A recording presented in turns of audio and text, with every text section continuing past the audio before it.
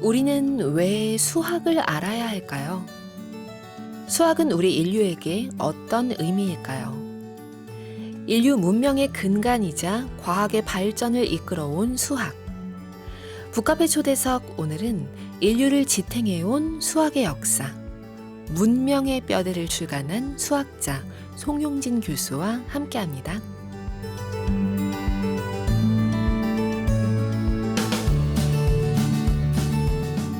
송용진 교수님, 인하대학교 수학과 교수로 학생들 가르쳐 오셨고요.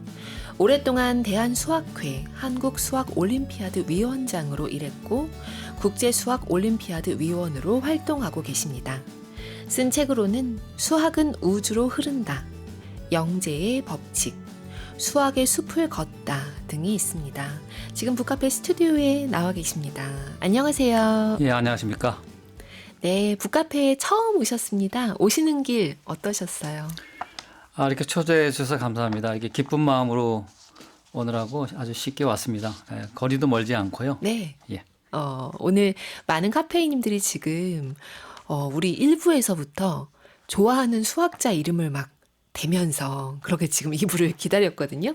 예, 제가 지금 소개해 드렸는데 수학 올림피아드 관련해서 오래 일을 하셨는데 수학 올림피아드의 역할이 무엇이고 이 얘기를 좀 한국은 또 어느 정도 하고 있는지 이런 거 좀 들려주시면 어떨까요? 예, 제가 수학 올림피아드를 오래 한 것으로 좀 알려져 있는데요. 이제 국제 수학 올림피아드는 이제 그 고등학생들의 수학 경연 대회인데 말하자면 전 세계에서 가장 이제 수학을 잘하는 고등학생들이 모여서 경쟁을 하는 행사입니다. 그래서 한 나라의 대표 6명이 참가하고요. 약 네. 110개국이 참가하는데 우리나라는 이제 그 110개국 중에서 이제 중국, 미국, 러시아와 함께 이제 최강국 대열에 속해 있고요. 뭐 우리가 2012년, 17년 이렇게 두 번 1등을 한 적도 있고 지금 뭐 최근에 거의 뭐 1, 2, 3등 안에서 경쟁하고 있는데 이건 사실은 이제 우리와 같이 조그만 나라에서 네. 지리적으로나 인구적으로 크지 않은 나라에서 이런 성적을 낸다는 거에 대해서 각국의 이제 관계자들은 굉장히 놀라고 있습니다.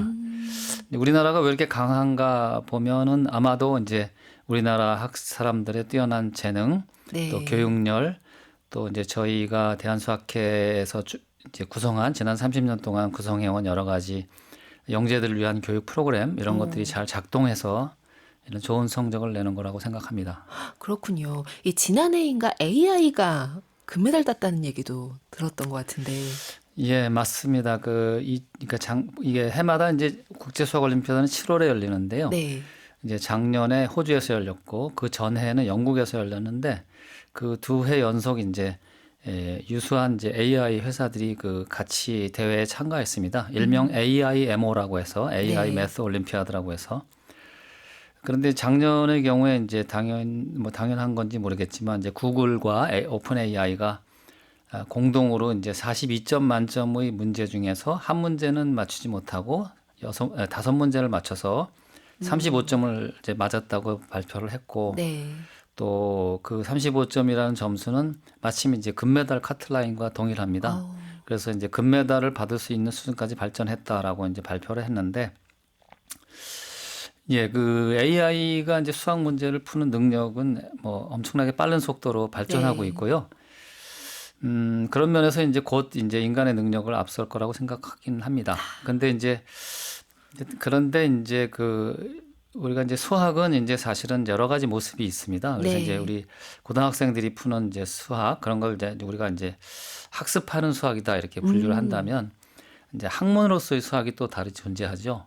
지금 많은 카페인 분들이 수포자 고백을 하시는데 네. 이것은 학습하는 수학의 맞습니다. 그 그래서 안에서만 사실은 이제 수학이 아주 분명한 두 개의 모습을 갖고 네. 있는데 하나는 학문으로서의 연구하는 수학이 있고요. 네. 또 하나는 이제 교육의 방편으로서의 학습하는 수학이 있는데 많은 분들이 이걸 가끔 이제 혼동하거나 혼동해서 말씀하시는 경우가 가끔 있습니다. 근데 이제 어쨌거나 이제 AI와 수학에 대해서 말씀드린다면 이제 학습하는 수학의 영역은 네. 아무래도 굉장히 AI가 거의 접근했다고 보고 또 곧 인간의 능력을 앞설 것이 예상이 되는 반면에 네. 연구하는 수학은 약간 좀 아직은 갈 길이 좀 멀긴 합니다. 어.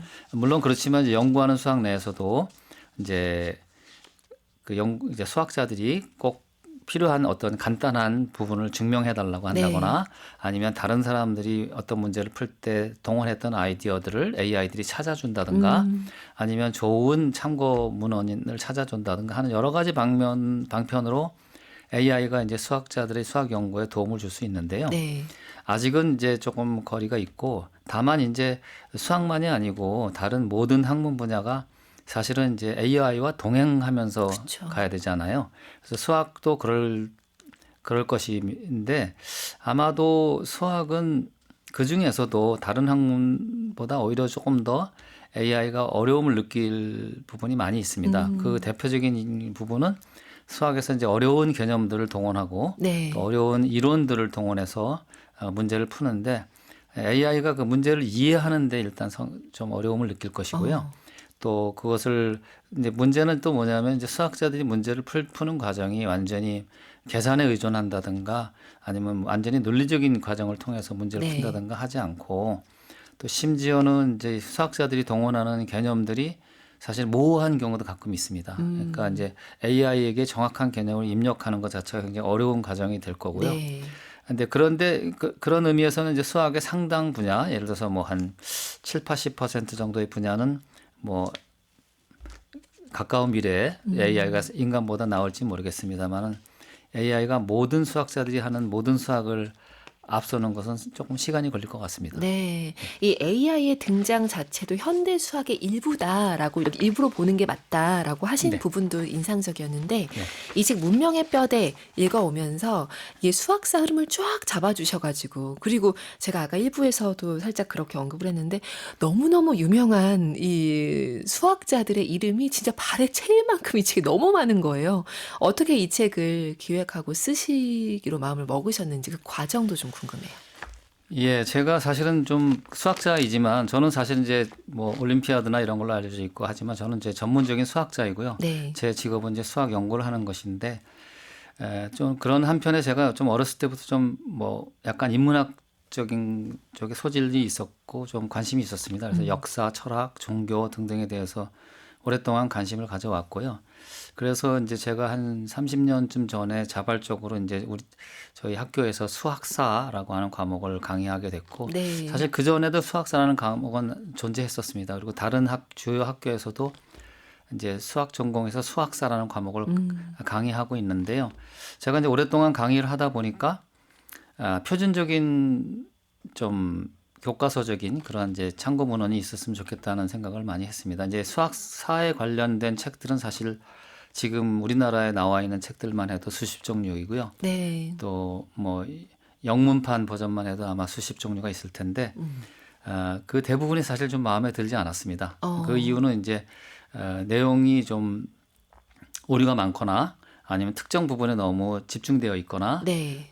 뭐 이런 등등이 있어서 제가 이제 조금 스스로 좀 좋은 참고 서적이 될 수 있는 책을 쓰고 싶다라는 생각을 오래전부터 했었습니다. 그리고 이제 아무래도 이제 수학을 좋아하고 수학을 전공하는 사람들만을 위한 수학사 책이 아니라 좀 일반인들이 네. 실제로 수학사가 중요하기 때문에 일반인들이 좀 수학과 좀 더 친근해지도록 또 수학을 좀 더 잘 이해하도록 하는 책을 쓰고 싶었습니다. 그래서 그렇게 해서 쓰게 됐고요. 실은 이제 아까 소개해 주셨지만 이제 사실은 제가 최근에 한 1년에 한 권씩 정도 책을 쓰고 있습니다. 네. 그래서 이제 그중에 그 일환으로 그 책들은 사실은 한 20년 동안 계속 구상해 왔던 책들이고 그 책들이 다 주제가 다릅니다. 그래서 요번 책은 이제 수학사에 대한 책인데요.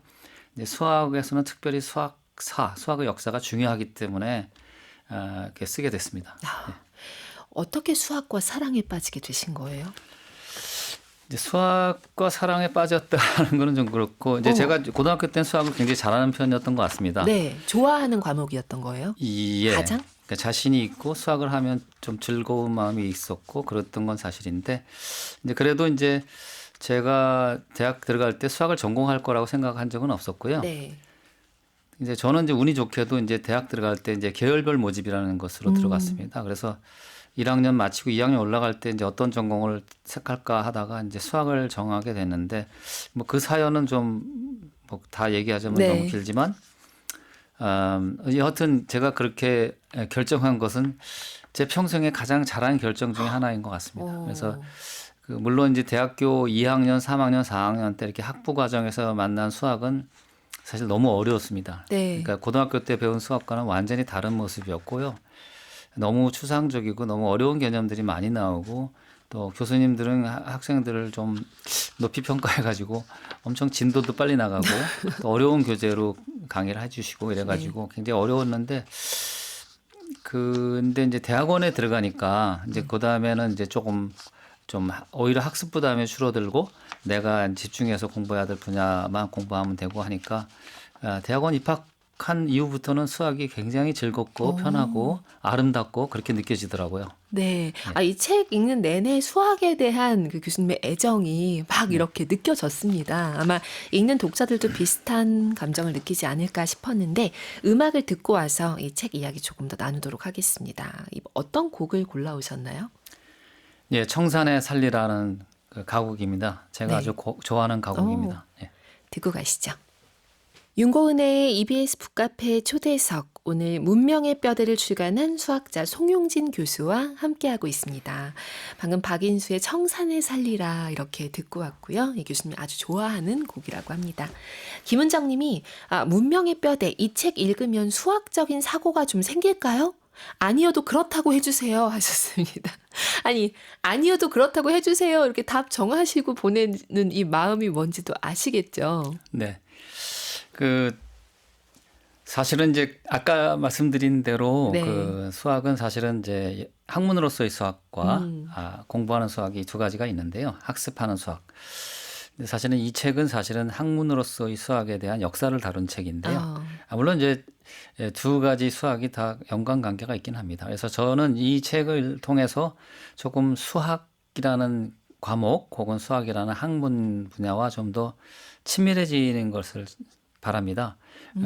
논리적인 사고가 이것을 통해서 길러지진 않겠죠. 논리적인 사고라는 것은 사실 약간의 각고의 노력을 통해서 얻어지는 것이기 때문에요. 네. 그래서 이제 수학 공부라는 게 사실 누구에게나 사실 힘들죠. 또 수학이 어렵고 또 수학은 많은 시간을 소진하지 않으면 남들보다 잘하기가 어렵고 네.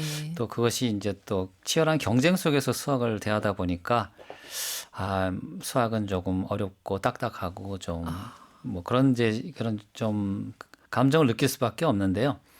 저는 이제 일단은 그런 부분은 접어두고 수학이 얼마나 사실은 중요하고 오묘하고 네. 재미있는 것인지 이런 것들을 좀 전달해 드리려고 노력했습니다. 그래서 이제 꼭 수학에 관심이 없더라도 우리의 문명의 발달 과정이라든가 아니면 현대 사회의 어떤 과학의 역할이라든가 또 미래 사회에 우리가 맞이할 여러 가지 이제 첨단 과학이 가져올 여러 가지 미래의 변화에 대해서 수학이 어떤 역할을 할 것인지 또 우리는 왜 수학을 배우는지 이런 것들에 대한 이해의 폭을 좀 넓혔으면 좋겠다 하는 바람을 네. 가지고 있습니다. 그러니까 이 책에 보면 이 수학이 탑을 쌓듯이 지식과 지혜를 축적해온 유일한 학문이다 이렇게 쓰셨어요. 네. 이 축적에 딱 이렇게 네, 맞습니다. 중심을 맞추신 게 좀 인상적이었거든요. 예, 이공계 학문 중에서 아마도 이제 수학사라는 과목, 그렇게 네. 역사를 전공 과목으로 넣은 그런 과목은 전공은 아마 수학밖에 없을 텐데요. 그 이유는 아시겠지만 수학은 이제 수천 년 동안 발전해 왔는데 핵심은 수천 년 동안 발전해 왔다는 게 있지 않고요. 수학은 그 학문의 특성이 진리를 찾고 그 진리를 찾은 것들을 쌓아오면서 계속 수학의 지식은 위계가 있기 때문에 네. 그 전의 지식을 통해서 그 다음 지식을 얻고 이런 이제 과정을 통해서 해왔고 또 2000년 전의 진실, 1000년 전에 수학자들이 찾은 진실이 지금도 진실이죠. 네. 그러니까 이제 우리가 과거에 어떻게 수학이 발전해 왔는지를 쳐다봄으로써 현재의 수학의 가치, 역할, 모습 이런 것들을 조금 더 이해할 수 있다 이런 것이고요. 사실은 이제 뭐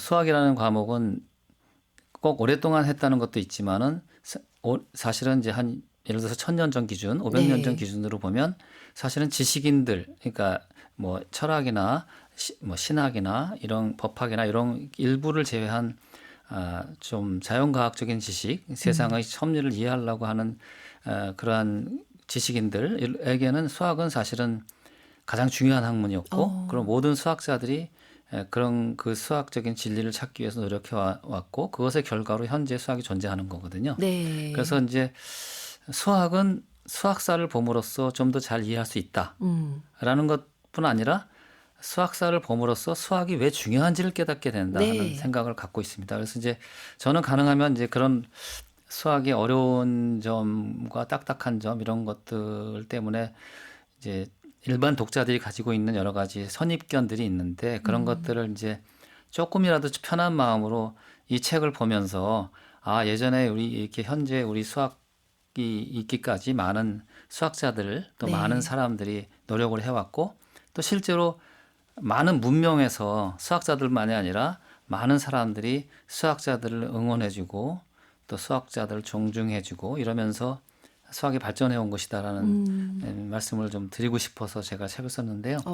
사실은 이제 뭐 독자분들께서 아무래도 이제 한 상당히 많은 대다수가 수학에 대해서 부담을 느끼시기 때문에 선뜻 책을 고르기는 쉽지 않으실 것 같긴 한데 그래도 이제 어쨌거나 이 책을 통해서 우리에게 유익한 지식 이런 네. 것들이 독자들에게 전달됐으면 좋겠습니다.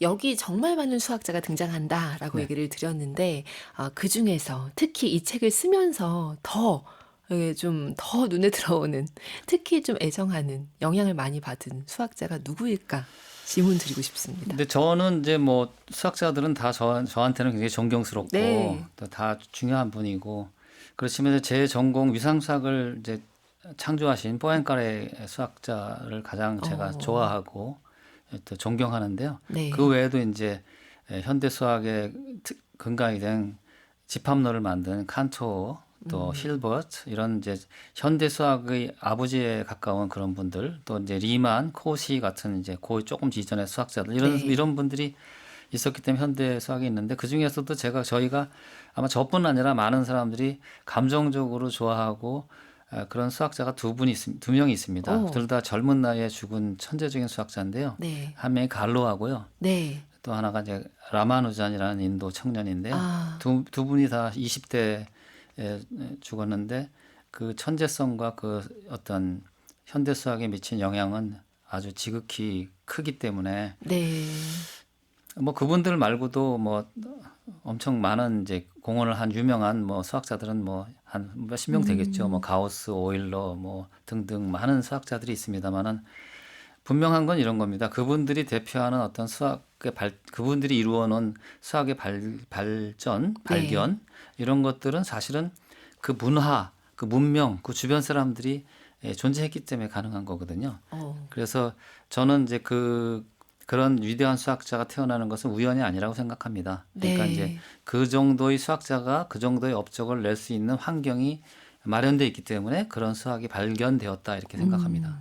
그러니까 책에도 지금도 이제 발견이라고 이제 네. 강조를 해주셨는데, 이 어떤 수학의 핵심적인 내용 대부분은 우리가 발견했다라고 말하는 게 맞다라고 저는 쓰셨어요. 좀 그런 쪽입니다. 왜냐하면 이제 그래서 제가 이제 비유하기를 외계인을 우리가 만나더라도 네. 그들이 갖고 있는 수학과 우리의 수학이 동일할 것이다. 다만 수준 차이가 어, 날 뿐이지. 음, 왜냐하면 우리가 이제 이렇게 수학은 제가 문명의 뼈대라는 그 제목을 정한 이유는 사실은 이제 좀 인문학적인 이제 느낌을 나도록 책 제목을 정한다는 의미도 있었지만 또 네. 하나는 이제 실제로 그 어떤 문명끼리의 수준을 비교하는데 가장 중요한 사실 잣대가 수학이거든요. 그래서 아, 수학을 통해서 두 문명의 수준을 비교할 수 있고 또 사실은 문명이 발달하는데 어떤 뼈대 혹은 중심 네. 역할을 오랫동안 해왔다는 점에서 근데 그것은 보면 어떤 일부의 수학자들이 만든 어떤 그런 어떤 진리라든가 이런 것이 아니라 사실은 세상에 존재하는 진리를 찾은 것이죠. 아, 그러니까 저, 수학의 어떤 핵심 정신은 사실은 진리 탐구이거든요. 그러니까 네. 세상의 섭리, 우주의 섭리, 또 심지어는 신의 섭리 이런 것들을 논리적으로 탐구하기 위해서 수학이 발전해 왔기 때문에 그 수학의 발견은 수학의 어떤 진리는 우리가 찾은 것이다 이렇게 생각할 수 있겠습니다. 자, 9230 쓰시는 카페인님, 수학은 우주를 설명하고 이해하기 위한 아름다운 언어라고 들었어요. 언제나 관심이 많지만 온전히 이해하기 어려운 오랜 외사랑의 학문입니다. 수학의 역사에 관한 책 읽으면서 좀 더 가까워지고 싶네요 하셨습니다. 오늘 북카페 에디션 드립니다. 지금 무엇을 그릴지는 아직 결정하지 않았는데요.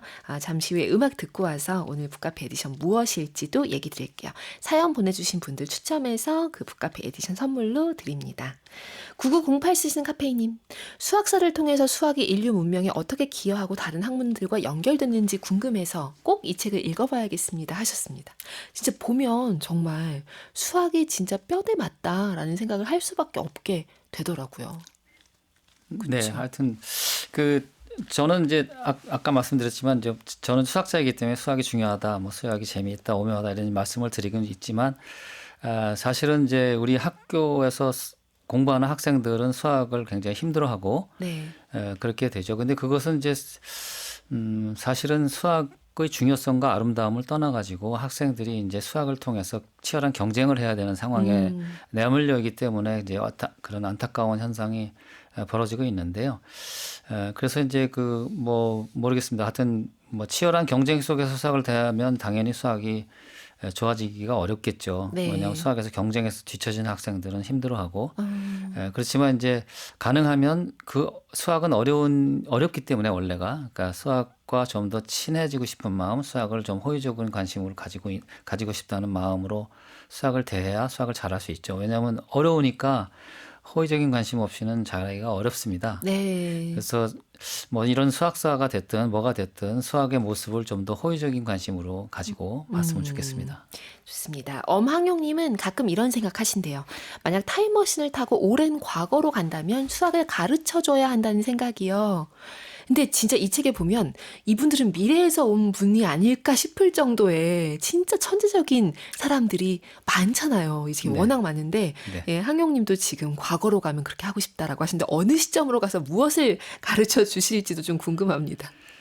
예, 그 수학 발전에 있어서 가장 중요한 이제 몇 개의 그 어떤 화두랄까? 중심 개념이 있습니다. 그 중에 하나가 기호입니다. 기호. 기호. 네, 그래서 이제 아마도 지금 우리가 본격적으로 수학적인 기호를 사용한 건 한 400년 정도밖에 되지 않습니까? 네. 사실은 어떻게 보면 300년 정도. 그러니까 아마도 600년 전 사람 혹은 1000년 전 사람에게 기호를 사용해서 수학을 하는 법을 가르쳐 준다면 아마 깜짝 놀랄 겁니다. 거의 AI의 등장 수준인 거죠. 맞습니다. 그래서 그게 굉장히 큰 그러니까 사고의 발상의 전환이고요. 그래서 그런 것들이 이제 제가 이제 제 책에 어떤 수학사에 보는 거에서 관점 세 가지를 쓴 게 있습니다. 네. 그 중에 이제 수학의 기호가 굉장히 중요하고 또 하나는 이제 진리탐구 정신이 얼마나 중요한 것이냐 하는 부분하고 마지막에는 어떤 각 문명이 수학과 문명을 발전시킬 때 가장 중요한 핵심 키워드는 결국 포용이다. 포용. 네. 그래서 이제 포용이라는 것이 얼마나 문명 발전에 중요한 것인지에 대한 얘기를 제가 담고 있는데요. 그래서 이제 뭐 예를 들어서 오랜 이제 과거에 이제 한 2000년 전에 수학의 중심지였던 알렉산드리아라든가 네. 그 이외 바그다드라든가 그 위에 뭐 파리, 뭐 뉴욕 현재는 또 아니면 여러 가지 다른 이제 문명의 중심을 이룬 중요한 도시들을 보면 그 도시들이 갖고 있는 공통적인 특징은 종교에 대한 인종에 대한 그런 포용이 네. 그 바탕을 이루고 있다 이렇게 생각할 수 있습니다. 폐쇄적인 곳이 아니라 예, 열어두고 맞습니다. 있는 곳이다. 결국 배타적인 감정, 배타적인 사회는 결국 문명 발전의 그 어떤 저해가 되겠죠. 네, 우리 음악을 듣고 와서 이야기 이어가겠습니다. 이번에 골라오신 곡은 무엇인가요? 예, 그 롱롱 타임이라는 제가 대학교 때부터 좋아하던 노래인데요. 린다 론스타트가 불렀습니다. 네, 듣고 가시죠.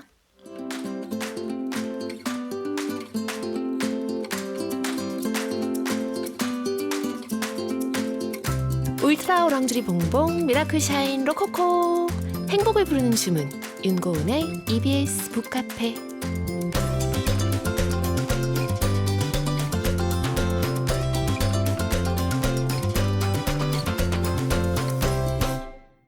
윤고은의 EBS 북카페 초대석. 오늘은 문명의 뼈대를 출간한 수학자 송용진 교수와 이야기 나누고 있습니다.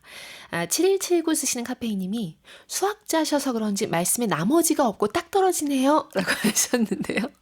수학자의 화법인가요? 그건 잘 모르겠습니다. 지금 그리고 목소리가 아까 대학생 같다라고 하신 카페이님 사연도 있어서 네, 이렇게 지금 너무 반갑게 봤습니다. 그리고 이 많은 지금 카페인 분들이 어떤 감동 같은 걸 느끼고 계신 것 같아요. 지금 얘기해 주시는 거 듣고 최연서님은 수학을 논하며 포용을 얘기하는 순간을 경험하네요. 마음이 뭉클합니다. 하셨는데 이 포용이 정말 핵심인 거잖아요. 핵심 중에 핵심. 맞습니다. 음.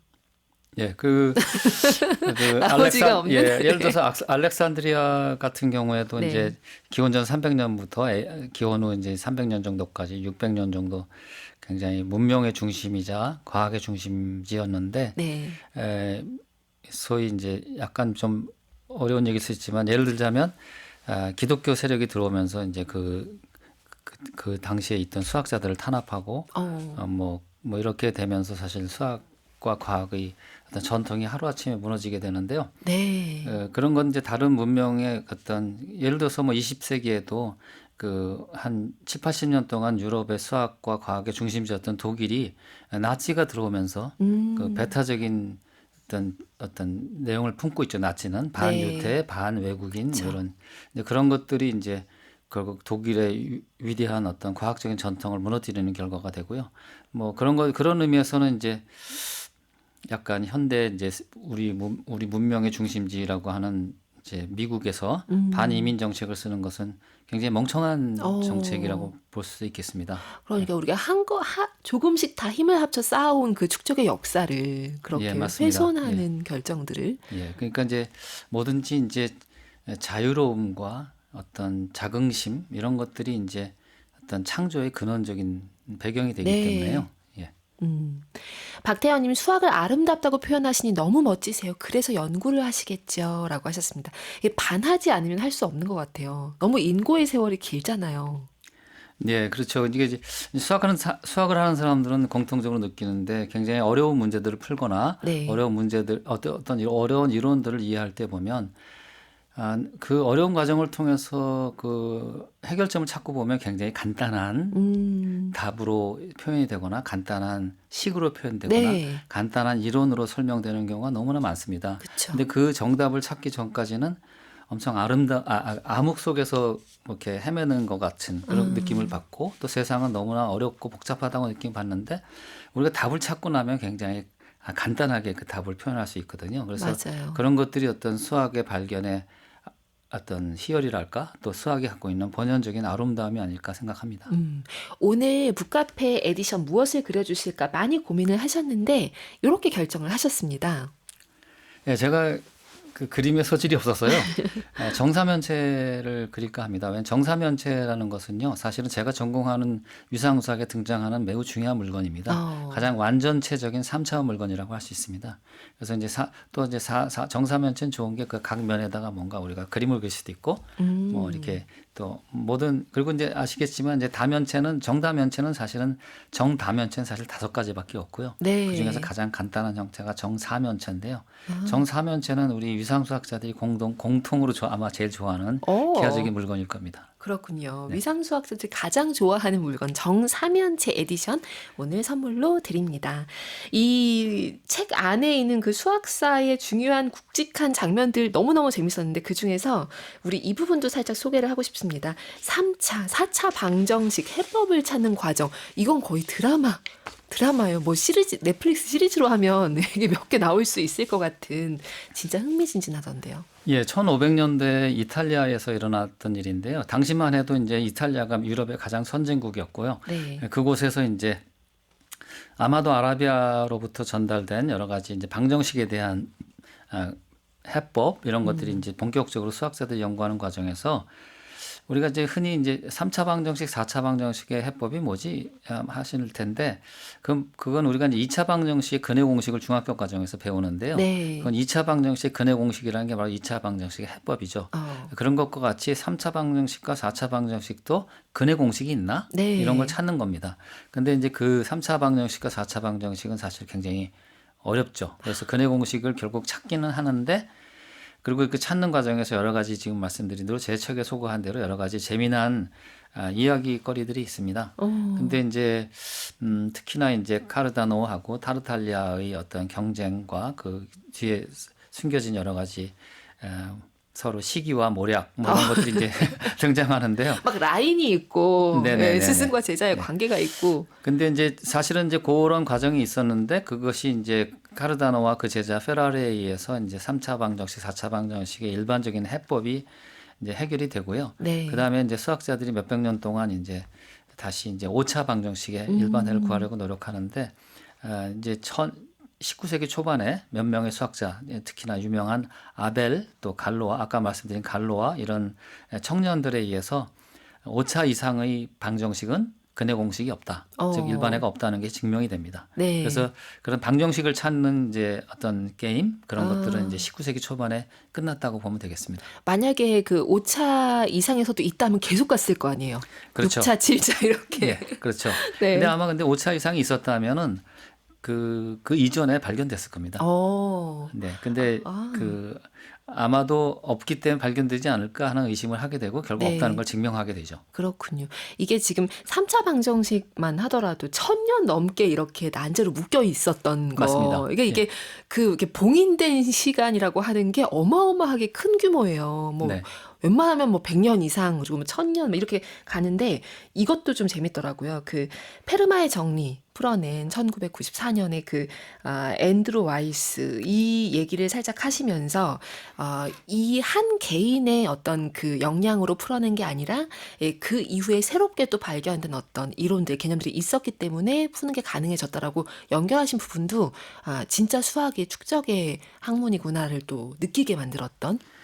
예, 그 사실은 어떻게 보면 20세기 후반에 끝날 무렵에 페르마의 마지막 정리가 풀린 것은 사실 수학자들 입장에서는 굉장히 드라마틱한 일이고요. 아무도 상상하지 못하던 시대에 갑자기 발표된 것이었는데, 네. 그건 왜 그러냐면 300년 동안 많은 사람들이 노력했지만 이제 못 풀던 것인데 재미있는 거는 그걸 다 길게 말씀드릴 수는 없지만 그 사람의 해법을 보면 네. 바로 그 사람의 해법이 나오기 전에 나왔던 따끈따끈한 이론들, 그러니까 불과 몇 년 전에 나온 이론들을 적용을 해서 푼 거거든요. 네. 그 본인도 뭐 굉장히 오랫동안 그 문제를 생각했을 텐데, 그것 외에도 이제 그 사람이 푼 거는 좀 어려운 얘기지만 이제 시무라 타니야마 추측이라는 걸 증명한 것인데 시무라 타니야마 추측을 증명하기만 하면 충분하다는 걸 또 다른 사람이 증명을 했고 또 이런 여러 가지 다른 과정이 있었기 때문에 네. 이 사람이 한 건데 이제 그거는 그러니까 수학사가 왜 중요한지, 수학사들의 협업이 왜 중요한지, 수학자들은 하나의 생명체처럼 움직이는지를 잘 설명하는 중요한 예라고 하겠습니다. 예. 리만 가수로 남아 있잖아요, 그렇죠? 네. 네, 그게 아직 남아 있어요. 카페인님들 열려 있습니다. 아직 아무도 풀지 못한 상태입니다. 음악을 듣고 이야기 이어갈게요. 이번엔 어떤 곡 준비하셨나요? 예, 이번에는 황가람의 나는 반딧불 신청하겠습니다. 네, 좋아하는 곡인 거죠? 예, 그렇습니다. 네, 듣고 가시죠. 윤고은의 EBS 북카페 초대석, 오늘 문명의 뼈대를 출간한 수학자 송용진 교수님 모시고 이야기 나누고 있습니다. 오늘 사연 보내주시면 우리 추첨해서 정사면체 에디션 선물로 드립니다. 변지영님, 우리 집 중3 아들 수학을 너무 좋아해서 수학자가 꿈입니다 하셨어요. 어떤 얘기 해주시고 싶으세요? 예, 수학자는 약간 되기가 어려서 그렇지 되면 너무나 좋은 직업인 것 같습니다. 그래서 수학자는 아마도 전 세계에서 직업군으로 치면 가장 행복한 사람들의 모임이 아닐까 생각을 하고 있고요. 네. 저 자신도 이제 수학자로서 행복하게 지금까지 살아왔고요. 그러니까 수학의 핵심은 자유로움에 있거든요. 네. 그래서 수학자의 활동, 또 수학자의 연구 내용 이런 것들은 모두 다 자유로움, 자유 이거랑 연관이 있습니다. 그게 근데 이제 수학 밖에 있는 분들은 저게 무슨 말인가 하실 텐데요. 실은 이제 수학자들만이 느끼는 어, 그런 것입니다. 그래서 수학의 어떤 학문의 특징, 수학자들의 활동의 특징은 그 자유로움에 있습니다. 약간 암흑 속에서 길을 내는 느낌인 거예요. 그거보다도 이제 그러니까 문제를 사고하고 풀고 하는 그런 것들도 사실은 자기가 원하는 문제를 풀고 원하는 시간에 자기가 선택해서 풀면 되고 또 뭐 그렇죠. 많이 풀 필요도 없고 뭐 어, 이렇죠. 그야말로 게을르게 살아도 되는 직업이랄까? 뭐 그런 네. 것이 있습니다. 게으르긴, 이런 것은 정말 예상 밖의 네. 것이긴 한데, 네, 흥미롭습니다. 이 책에서 수학 역사에서 정말 단 하나의 사건을 꼽으라, 이렇게 한다면 이제, 미적분학의 탄생일 거라고 얘기를 하셨어요. 미적분학을 진짜 오랜만에 다시 여기서 만났습니다. 네. 네. 미적분학은 뭐 실제 실용적인 면에서도 매우 중요하고요. 왜냐하면 이제 세상은 움직이는데 움직이는 세상을 설명하는 유일한 도구이기 때문에 그렇고요. 또 뭐 미적분학이 없으면 현대 수학은 뭐 존재하지 않는다고 해도 과언이 아닐 정도로 중요한 것이고요. 그러니까 뭐 외계인도 미적분학을 언젠간 발견했을 것이고 그 발견한 어, 시기가 그 문명의 어떤 우열을 결정하는 것이라고 생각할 정도로 네. 중요한 발견입니다. 그리고 그런데 이제 그 재밌는 건 아까 말씀드렸지만 그 뉴턴과 라이프니츠가 거의 동시에 발견했잖아요. 그건 그 뭘 얘기도 또 의미하냐면 아까 제가 흥미롭더라고요. 말씀드린 대로 그런 것들이 발견될 만큼 문명 혹은 과학 음, 혹은 수학이 그 수준에 이르렀기 때문에 그런 네. 발견이 이루어질 수 있는 것이다라는 걸 보여주는 예죠. 그리고 좀 스타일이 대조적이어서 재밌기도 했어요. 뉴턴은 그 이미 미적분학을 이제 본인 이제 물리학 연구에 쓰면서도 이게 수학사적으로 어떤 가치가 있을까에는 크게 거기까지 생각 못 하신 것 같고. 예, 그 뉴턴은 당시에 이제 본인이 이제 뭐 물리학이라는 새로운 어떤 분야의 뭐 창시자가 될 거라고는 생각을 못 했겠죠. 근데 네. 다만 이제 스타일의 차이를 볼 때는 이제 뉴턴은 좀 더 실용적인 것, 현실적인 것, 음, 그 대표적인 게 천문학이죠. 혹은 네. 이제 광학 이런 것에 관심이 있었고요. 그 라이프니츠는 그거보다 좀 더 이론적인 것, 추상적인 어, 것에 관심이 있었다 이렇게 생각하게 됩니다. 그래서 라이프니츠는 좀 더 그런 면에서 수학 그러니까 미적분학이 갖고 있는 수학의 본질적인 가치 네. 그런 것들을 좀 더 뉴턴보다는 빨리 느꼈을 것 같아요. 음, 그래서 이제 지금 우리가 사용하고 있는 기호는 사실 라이프니츠의 기호이거든요. 어, 그래서 뉴턴은 좀 더 라이프니츠보다 일찍 발견했는지는 모르겠지만 사실은 미적분학에 진짜 기여한 사람은 오히려 뭐 라이프니츠에 가깝다 보고 볼 수 있습니다. 예. 네. 그런 다음 또 베르누이, 예, 예. 베르누이 사람들이 또 형제와 그 가문이 또 미적분학을 발전시키는데 공헌을 했죠.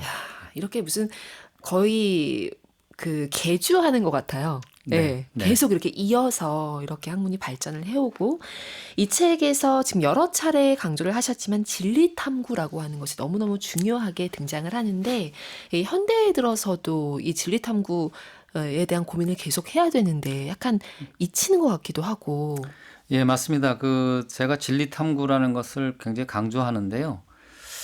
그 이유는 이제 예를 들자면 우리가 한 500년 전까지 우리 중국의 수학 과학의 수준이 유럽보다 앞서 있었는데 네, 그 직후에 이제 급격하게 이제 유럽이 발전하면서 뒤지게 되는데요. 그 중요한 배경을 보면 결국 유럽은 진리 탐구라는 정신의 바탕을 두고 수학 과학을 연구한 음, 반면에 중국은 사실 실용적인 가치에만 그 두고 이제 연구를 해왔거든요. 그게 무슨 네, 뜻이냐면은 진리 탐구를 바탕으로 연구를 해야 지식이 축적이 되고 음, 또 쓸모 없어 보이는 연구도 하게 되고 그쵸. 또 쓸모 없어 보이는 이론을 정립하게 되고 이렇게 되는 거거든요. 그래서 예를 들자면 뭐 우리가 지구가 태양 주위를 돈다고 하는 것조차도 사실은 굉장히 엄격한 진리 탐구 정신에 의해서 어, 발견된 것이고 그 외에도 뭐 네, 세균의 발견, 화학식의 발견 뭐 등등 많은 서양이 이룬 어떤 과학적인 발견들은 사실은 진리 탐구를 원래 하기 위해서 그러니까 세상의 섭리를 알아보기 위해서 하다가 발견된 것이지